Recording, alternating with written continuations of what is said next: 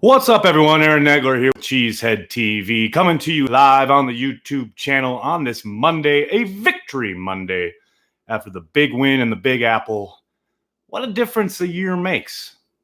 Last year at this time, the Packers were losing or had lost to the Arizona Cardinals, and we're in the process of firing Mike McCarthy. Fast forward 365 days, Matt LaFleur has his team, his inaugural team in Green Bay, at 9-3, sitting pretty, heading into December. Crazy. I'd like to welcome on board a new sponsor of Extra Cheese, Festival Foods. It's coming on board to support everything we do here at Cheesehead TV. And in as much, I want to let you guys know something. Don't leave your hunger on the sidelines. Tackle it the right way at Festival Foods, the grocery and tailgating headquarters of the Green Bay Packers. From their fan favorite festy burgers to must-have game day wings and the legendary towering T-bone, Festival Foods has everything you need to make your next tailgating party a touchdown. Want more mouth-watering options? Explore all of their game day worthy food at festfoods.com/tailgating. And in addition to that, I'll throw the link to their web goodness right there. They're in the chat for you guys. Anybody listening later on at home, head to festfoods.com/tailgating to get your tailgate right. For the month of December, people, it's the playoff push. We're here. We're talking Packers. God, I love the Green Bay Packers. And I love all of you. Look at all of you chiming in here. 147 people. All I do is press go live. 147 people hop on board. I saw somebody's sitting in their car in 8-degree weather, waiting for the car to warm up, joining us here to talk Packers, because that's what we do. Let's see what we got here in the comments section. No matter what, tonight we lose. Vikings win, they tie the pack for the North. Seahawks win, they are in first place in the NFC. Lose-lose situation. John, you're looking at it all wrong, my friend. If the Vikings lose, the Vikings lose. If the Seahawks lose, the Seahawks lose. Man, turn that frown upside down, man. I, for one, will be cheering for the Seahawks because I don't really care about first or second seed. I do care about getting a home playoff game, which if you watch the Madden preview, the mega marathon Madden preview on Friday, you saw the Packers get the third overall seed and march to the Super Bowl. So I'm fine. As long as we get a home playoff game, I don't care about the rest. In as much, I want to win the division. That's all I care about. So I want the Vikings to lose. That's just me. Your mileage may vary. Totally understand. Let's see. Division first. Yeah, Tim, I'm with you. I couldn't believe Mercedes Lewis barely got his first TD as a Packer. I don't know about barely. I think Aaron Rodgers had to make a hell of a play to make it happen, though. I think we take that stuff for granted, and we will be looking back on that 20 years from now going, oh, my, we had it good. I work at Festival, so that's pretty cool. They're supporting you guys. Ryan, thanks so much for checking out the stream, and thanks to Festival. I like your Madden Marathon. Well, thanks, Lucas. I had a lot of fun doing it. Corey and I had a ball talking to Packers fans worldwide. I think it's pretty clear that Lazard is our wide receiver too. Josh, I would tend to agree. I had a lot of people pushing back when I put up a simple video clip of his first catch on Sunday afternoon, bitching about why he wasn't getting snaps over Geronimo Allison after a game that saw Geronimo Allison have 2 big-time clutch catches. Can't y'all just enjoy stuff? And of course, I'm not talking about you all here right now. Just in general. It's so hard for people just to enjoy things. When did that stop being what sports was about? I don't know. A lot of ball, parentheses, season game left. You got that right, Diego. Whole lot of ball game left in this season. Think of it, like I just said at the start of this stream. Think about where we were a year ago tonight. We had a month of Joe Philbin waiting for us. This year, we got a month of playoff push football. Like Rodgers said after the game, meaningful games in December. God, it feels so good to be back. Jake, thanks for the super chat. Lazard wins off the line a good amount. Does he need more plays as the number 1 read? Jake, I think that's a phenomenal idea. I'll be very interested to see if maybe he gets a few more as the season progresses. I very much agree with your assessment. He does do a very good job off the line of scrimmage. He's a big physical guy.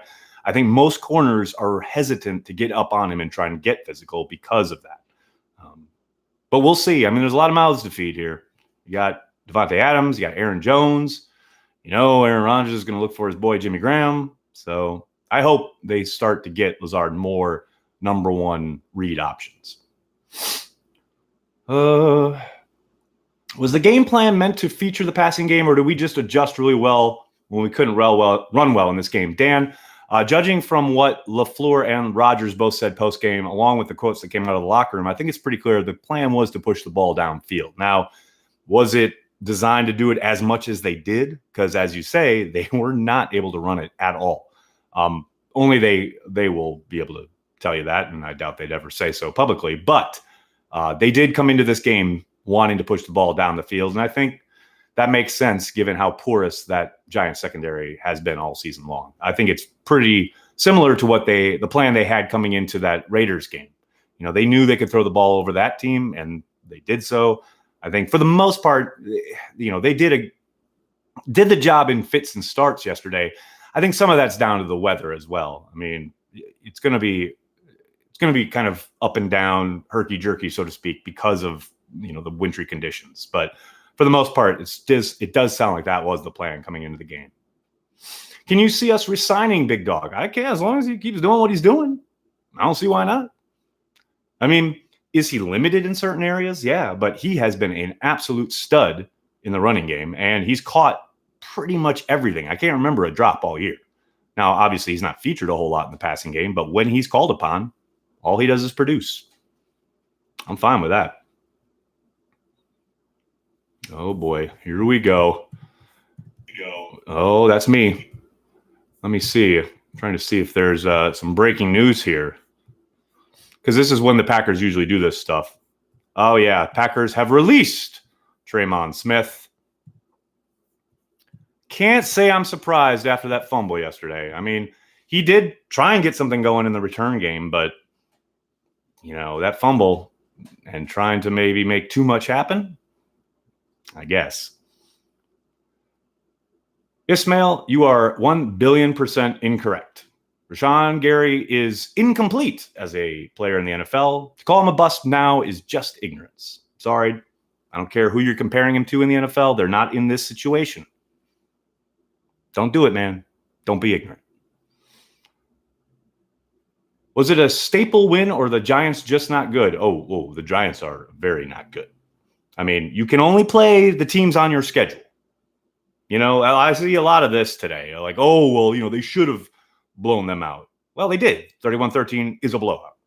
And, they didn't look good doing it. I don't care. Style points mean nothing. Can you hang your hat on it? Is it a season-defining victory? No. But it's a win you should have had, and they had it. And I'm going to enjoy it. I'm going to marinate in it. I'm going to love it. I'm going to tell it sweet nothings and tell how much I enjoyed watching it until Wednesday when they're back at practice and we're getting ready for the next game. That's just me. That's just how I work. Who's going to return kicks now? Does it matter? Does it really matter? I don't know. We'll find out.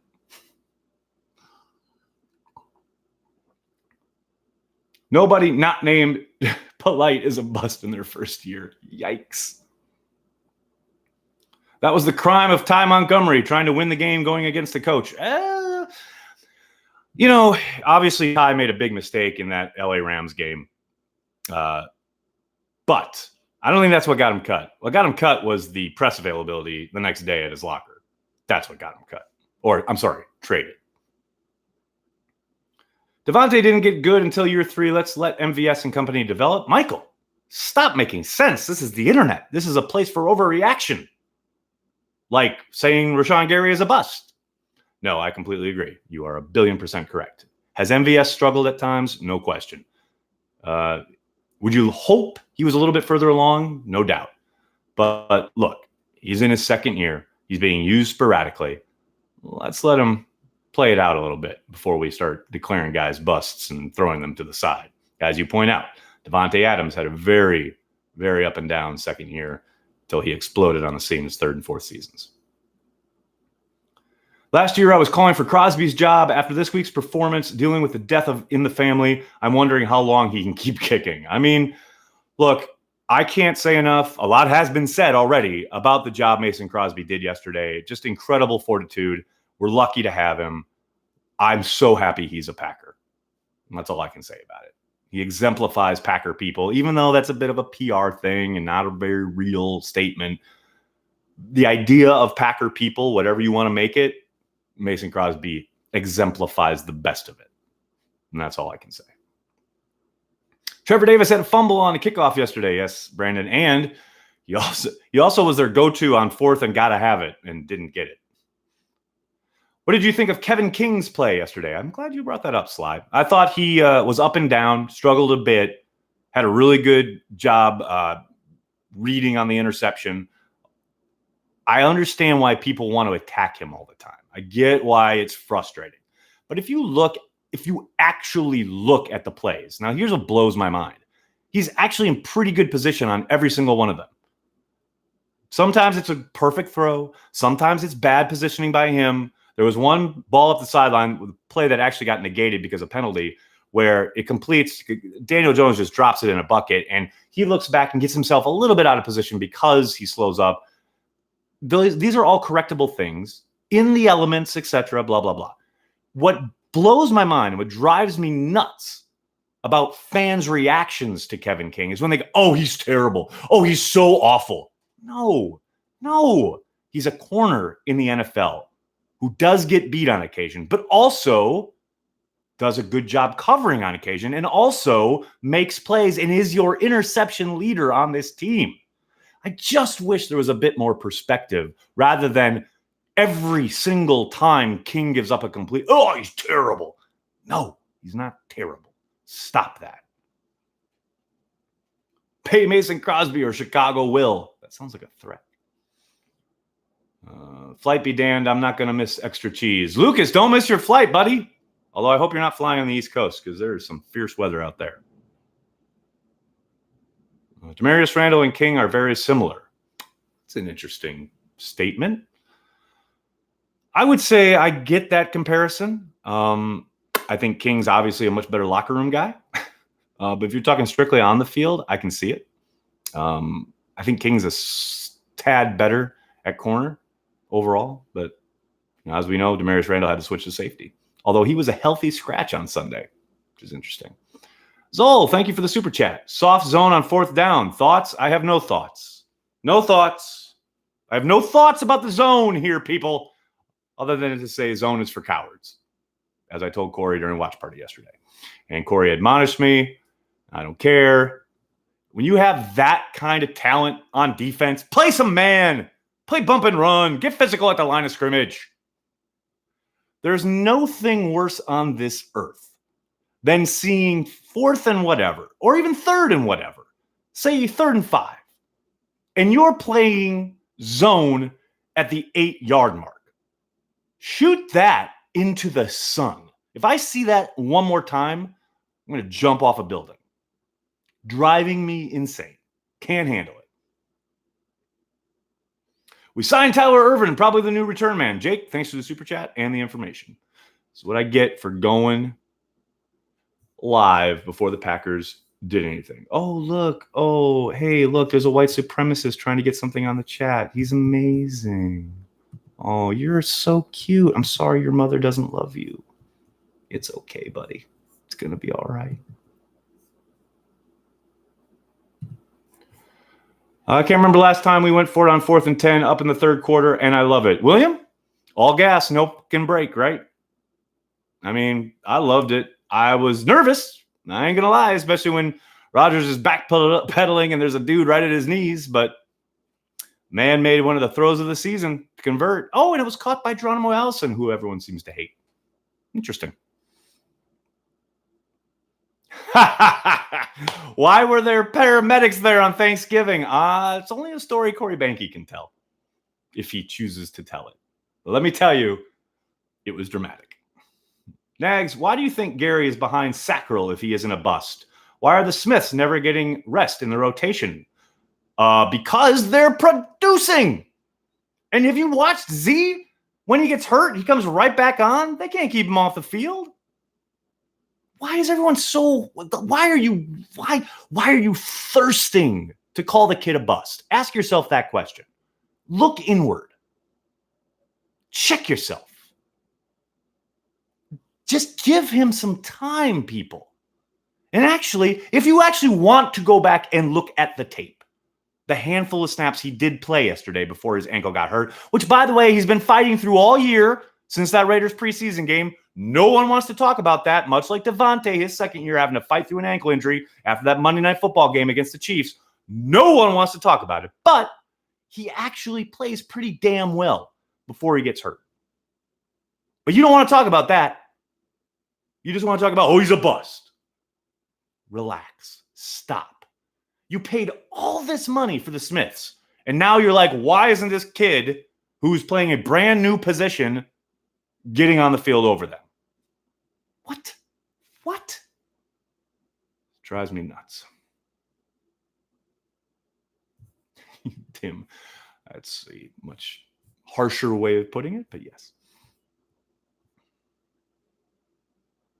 I think if we use the Smiths too much, we can use them up too quickly. Clearly, Mike Smith, Mike Pettin, and company disagree. We have the luxury of letting him develop. Thank you, Daniel.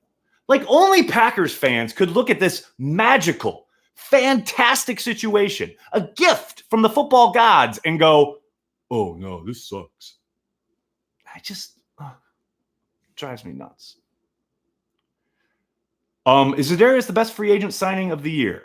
Caden, I don't have a good enough grasp of the NFL landscape, but as I pointed out earlier this afternoon, he is, to my mind, the most impactful free agent signing in Green Bay since Charles Woodson, and we're only 13 games in. And yes, I'm including Julius Peppers there, who obviously was impactful and very important, but Peppers came in and played at a high level, helped them get to the NFC Championship game, etc. Za'Darius completely changed not only the defense, but the culture, definitely on the defensive side of the ball, but in the locker room and around the entire franchise. That's Reggie White stuff. And no, I'm not saying he's Reggie White. I'm not putting him on that level as far as a signing goes. But his impact around the entirety of the franchise cannot be understated or overstated, is what I should have said. But it's so impressive. I mean, that's an absolute home run for Brian Gutekunst. That is one of the best free agent signings of this offseason in the league. That I am comfortable saying. As far as the entirety of the league, we'll talk about that after the season. Remember when Ray Lewis said we don't have a leader? Yikes. Well, see, that got blown out of context because what he actually said in the program was a little different than the tweet that got circulated, because whoever did the transcribing on the tweet said that he was questioning their leadership. And what Lewis actually said in that clip was they didn't have somebody who was like somebody that offensive coordinators had to account for, somebody who was blowing plays up a la Clay Matthews when he was younger. Obviously, Z fits that bill. So in that sense, yes, Ray was completely off. But I always feel odd not pointing out that that's not exactly what Ray Lewis said. I mean, he was wrong, but he was wrong about something else. Jake, thanks so much for the super chat. Has Tremont been our most consistent corner? That's a good question. You know, it's hard to say just because of the fact that he doesn't play quite as much as the other two. He's played over King at times, probably for that reason, because he has been more consistent than King has. But it's hard for me to put him over Jair Alexander in that regard, only because Jair Alexander has played exponentially more snaps and been incredibly consistent while doing so. So I would put them neck and neck. Ismail, stop talking nonsense. Thoughts on the future of Pettin in Green Bay? I think he's probably here for at least one more year. I can't imagine that they would boot him after his second season. Now, they have been absolutely outstanding in the red zone. They do continue to give up big plays, which is frustrating.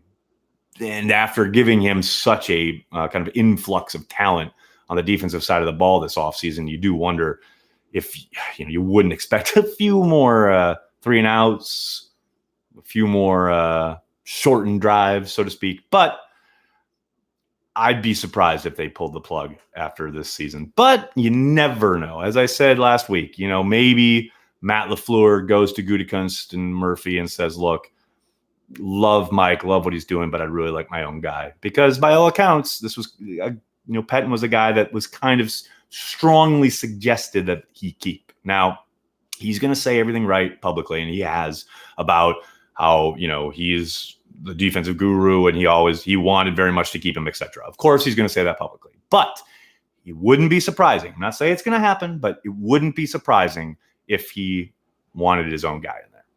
We'll see. There's a month to go. We'll see what happens. Do you wish the Packers would have used the 12th overall pick for a position of bigger need, inside linebacker, O-line, wide receiver? No. Why? Let it play out. Let it play out, people.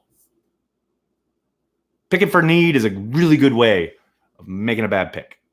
I'm fine with the pick they made. I'm fine with letting it play out. I understand many of you are not. I take a big picture look. You want to take a micro look? That's fine.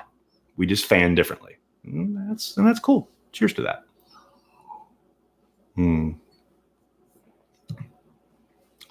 Oh boy.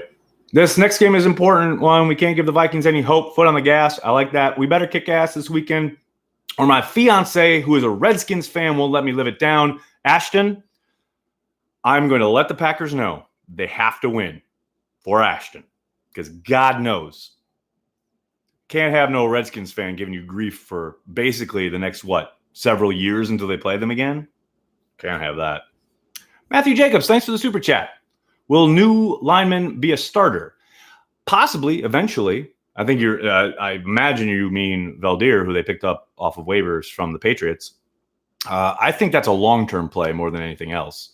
Possibly guarding against and or planning for Bulaga's imminent departure. Don't forget, Brian Bulaga is a free agent at the end of the year. And if they think that Valdir gives them something possibly at right tackle down the stretch, maybe that's something they go for. And or insurance in case Bulaga gets hurt, because they don't want to move Billy Turner to right tackle, at least this year. Any one of those scenarios is possible. But I don't think they're going to insert him over Bulaga or Bakhtiari. That's not going to happen.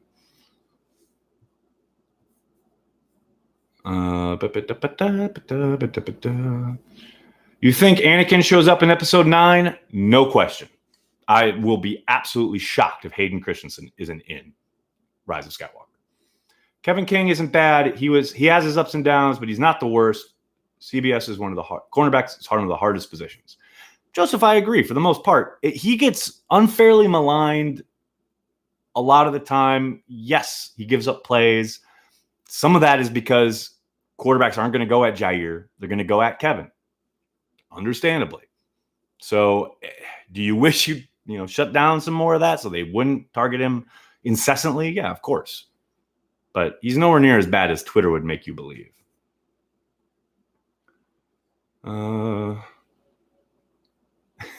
Michael, thank you for the congratulations. Very nice of you. Campbell really isn't afraid of playing the run. I like him. I think he can make plays. Josh, I agree. He had two kind of, not one kind of bad missed tackle yesterday, but for the most part, I very much agree with you. He is not afraid to stick his nose in there.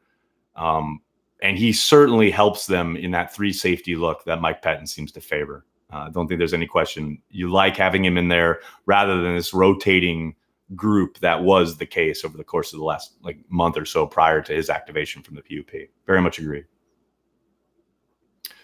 How has Preston been the last few weeks? Haven't heard his name in a while, it feels. Yeah, sacks do come in bunches. He has been there a couple of times just as the quarterback is releasing the ball. I didn't see him a whole lot yesterday, but I think he's continued to play at a very high level, and he and Za'Darius are still the most productive duo in the league. He is part of that duo. You'll start to hear his name more as Za'Darius gets more and more attention. I have zero doubt of that. JK to Crosby touchdown next week. That is what I'm talking about. Any specific reason that the Packers are so much more healthy this year than years past? Jared, it's clear that the switch of Mark Lavatt to number 2 and Gizzy to number 1 at the strength and conditioning staff has paid off. I'm kidding. No, I mean, some of it is luck. That's just life in the NFL. But I have to think that Matt LaFleur's not only handling of training camp and how light it was, and how we all talked about, I don't know about this training camp, but it certainly seems to be paying dividends, as well as the fact that he has erred on the side of rest and recovery more often than not throughout the season. Now, I'm not saying that's everything. Part of it is luck. But, I mean, if you're pointing to a noticeable change, Matt LaFleur's approach seems to be paying off. And that's, all I can say about that. Lewis, thank you for the super chat. Cowboys versus Bears. Who wins? Also, I just saw Tremont Smith got released. Yes, he did. He was okay, but seemed like our best return guy we had. Well, they just picked up somebody else. So we'll see. I do like that Gutekunst isn't afraid to go, all right, that's not working. Let's move on to something else. That's what he did with Trevor Davis. Now what he's doing with Tremont Smith. Who knows? Maybe this new guy will fit the bill. By the way, Cowboys versus Bears, who wins? God, I hope it's the Cowboys. I can't handle Bears fans when they win. It's just the worst. Stefan Nags doesn't like the bye weeks. It's not that I don't like the bye weeks. I'm 50-50 on the bye week into the playoffs because, look at the bye weeks. It used to be. Now, back in the 90s and in the early 2000s, getting that bye week, getting that home playoff game, felt like it was inevitable that you were going to win that game. Recently, in the NFL, not just in Green Bay, but in the NFL, it hasn't been the automatic win that it used to feel like it was. So that's just me kind of thinking, I'm not so sure. Especially adding in how horrible they looked coming out of their actual bye this season. I'll take a little game-to-game momentum, even though that doesn't exist. I'll take it. I'll take a little keep staying in the groove, especially on offense. That's just me. Hit those likes, everyone. Daniel, thank you. Speaking of likes, I'm going to throw up this link one more time for our friends at Festival Food. Check them out. Don't leave your hunger on the sidelines. Tackle it the right way at Festival Foods, the grocery and tailgating headquarters of the Green Bay Packers. From their fan favorite Festy burgers to must-have game day wings and the legendary towering T-bone, Festival Foods has everything you need to make your next tailgating party a touchdown. Want more mouthwatering options? Explore all their game day worthy food at festfoods.com/tailgating. And if you do like what we do here at Cheesehead TV, please consider giving us $5 a month at our Patreon, patreon.com/Cheesehead TV. Hit like, hit subscribe, tell your friends, tell your family. Cheesehead TV, we are devoted to Green Bay Packers fans worldwide. Thanks a lot, everybody. I'll be back tomorrow. Go Pack Go.